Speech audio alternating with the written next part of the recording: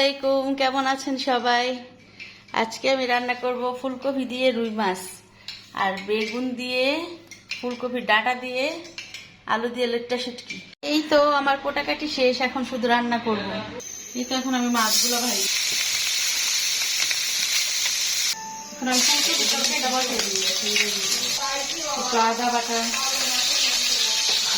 একটু পানি,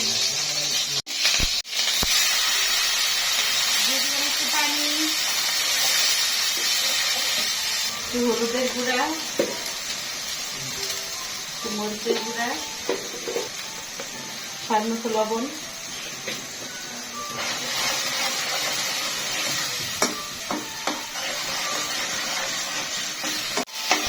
আমার মশলাগুলো কষানো শেষ। এখন আমি সবজিগুলো দিয়ে দিতে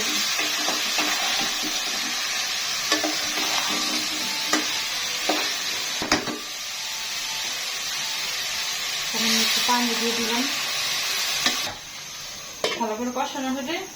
এখন আমার তরকারিগুলো কষানো শেষ, এখন ঝোল দিয়ে দিব। তরকারিটা বার করে বড় কাশলে তারপরে মাছগুলো দিয়ে দিব। হয়ে গেছে আমার তরকারিগুলো সিদ্ধ, এখন আমার মাছগুলো দিয়ে দিব।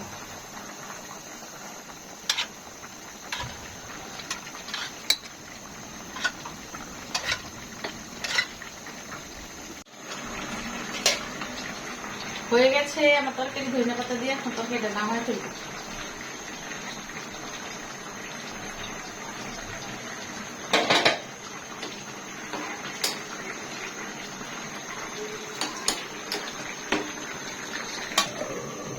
এখন আমি শুটকি তরকারিটা বসাই দিই।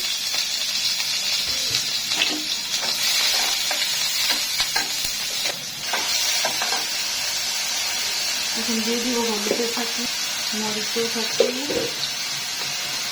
স্বাদ মতো লবণ, তারপরে একটু পানি